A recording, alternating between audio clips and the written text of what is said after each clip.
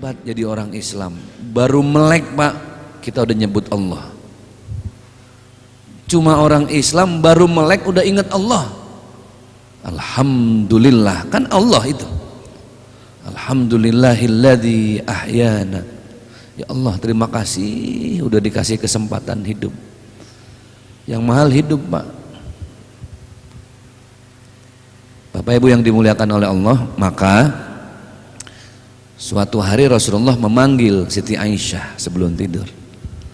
Wahai Aisyah, kan dipanggilnya ya Humaira, wahai yang pipinya merahan. Sejarah mencatat dalam kitab As-Sirah An-Nabawiyah karya Syekh Muhammad Haikal, itu Aisyah dipanggil ya Humaira emang udah merah dari sononya Pak, setelan pabrik. Saya pernah kalau waktu saya kuliah di Mesir, itu kalau emang orang Arab lagi musim panas Pak, orang Mesir nih lagi musim panas, merah mah kayak apel mengkel Pak, enak banget gitu kita lihatnya ya. Lah kalau ada emak-emak orang Cibinong pipinya merah, ini dua kemungkinan nih Pak. Kalau nggak habis digampar lakinya, jangan-jangan samperin debt collector lah gitu. Ya Humaira, wahai yang pipimu kemerah-merahan. Aisyah datang, dipuji begitu, perempuan kan terpesona Pak, tambah merah. Sini sayang, kalau bahasa kita mah, Aisyah, jangan tidur sebelum engkau menyelesaikan 4 hal, 4 amalan. Berapa Pak? 4. Yang pertama, jangan engkau tidur sebelum menghatamkan Al-Quran. Aisyah bingung, lah bagaimana mau tidur ngatamin Quran? Sebulan aja kadang mundar mandir dapat sekali. Oh iya. Yang kedua, Aisyah, jangan tidur sebelum engkau mendapatkan ampunan dari semua orang muslim di dunia ini. Tambah bingung, sedunia suruh minta maaf. Yang ketiga, apa kata baginda Rasulullah SAW, jangan tidur sebelum mendapatkan syafaat dariku. Yang keempat, jangan tidur sebelum engkau menunaikan umroh dan haji. Tambah keder Pak. Lah kalau Quran masih bisa baca di kamar, lah sebelum tidur suruh umroh sama haji. Lah haji aja reguler nunggu 40 tahun Pak sekarang. 40 tahun Pak ya. Jakarta nih 40 tahun Pak, informasi mudah-mudahan tuh valid ya. Lah kalau yang daftar umur 20 masih enak, nunggu 40, berangkat 60.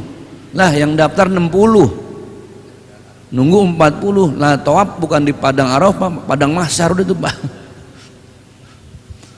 Kata Aisyah, siap ya Rasulullah. Tapi bingung Aisyah, ya Rasul, apa maksud dari semua ini?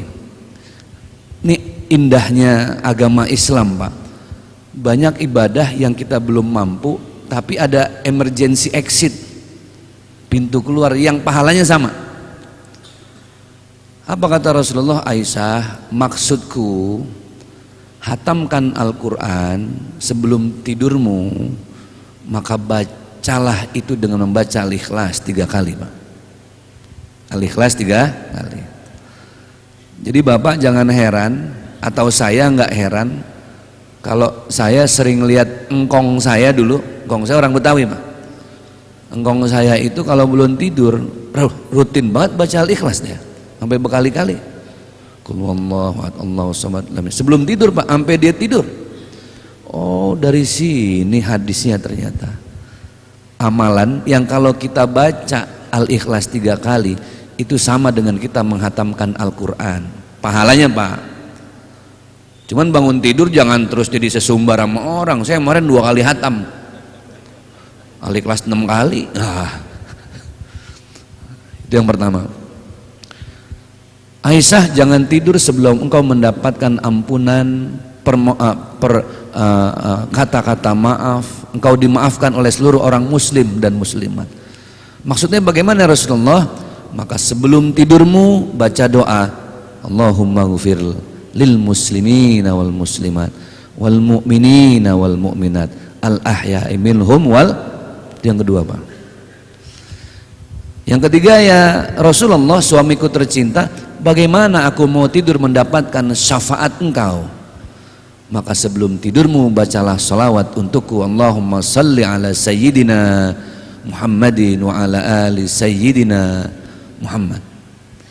Maka engkau mendapatkan syafaat dalam tidurmu andai engkau menerima ajalmu dalam tidurmu. Yang terakhir, yang Aisyah paling bingung, nah saya disuruh tidur ya Rasul, tapi suruh umroh dan haji, bagaimana caranya? Maka bacalah kalimat ini sebelum engkau tidur, subhanallah, alhamdulillah, wa la ilaha illallah, wallahu akbar, Allahu akbar walillah. Maka engkau bangun, pahalamu mendapatkan umroh dan haji dalam tidurmu. Subhanallah, Pak. Tapi ibu-ibu jangan mentang-mentang udah baca subhanallah alhamdulillah bangun tidur update status di Facebook, alhamdulillah semalam umroh. Enggak gitu, Pak. Ini pahalanya.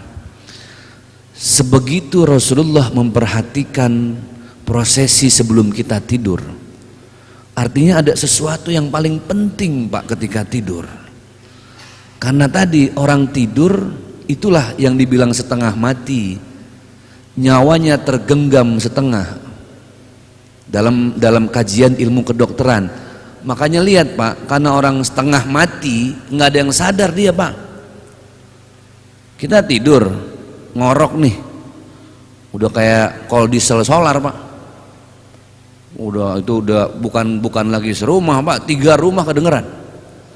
Kira-kira yang ngorok sadar nggak, Pak? Kagak. Yang tidur ngigo, tahu ngigo, Pak? Lampai jalan. Ada teman saya lucu, Pak. Lo kalau udah ngigo kayak orang berantem, Pak. Habis itu spray diacak-acak sama dia. Dia sadar nggak tuh, Pak? Kagak, Pak. Setengah mati. Dari situ aja kita udah mengiyakan bahwa setuju. Orang tidur itu nyawanya setengah tergenggam oleh Allah Subhanahu wa taala. Dan beruntunglah kita jadi orang muslim, mengawali rezeki hidup itu dengan positive thinking, Pak. Kalau kata anak zaman sekarang Gen Z, positive thinking maksudnya husnuzon, baik sangka. Bapak Ibu, kita hidup seharian nih tergantung bagaimana mengawali hidup, Pak. Maaf, mengawali hari. Kalau hari kita awali dengan kebaikan, dengan doa dari hati, maka seharian tuh kita bakal Allah temuin dengan yang baik-baik tuh, Pak. Tapi baru bangun tidur udah mikirin rezeki orang, badan pada pegel-pegel. Lagi mana badan nggak pegel, tetangga ganti mobil dia ganti penyakit, Pak. Baru bangun tidur udah mikirin banda orang lain, kesononya stres tuh, Pak. Sampai malam ketemunya yang nggak enak terus. Kenapa? Sudah mengawali hari dengan pikiran yang buruk, dengan hati yang penuh iri dengki. Makanya kenapa kata Rasulullah sebaik-baiknya sedekah itu kapan, Pak? Subuh.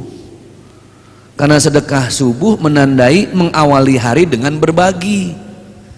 Namanya orang berbagi kan didoain sama orang lain, Pak. Betul ya, Pak?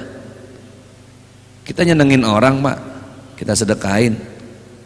Yang pasti kan kita didoain sama tuh orang, bukan disumpahin ya.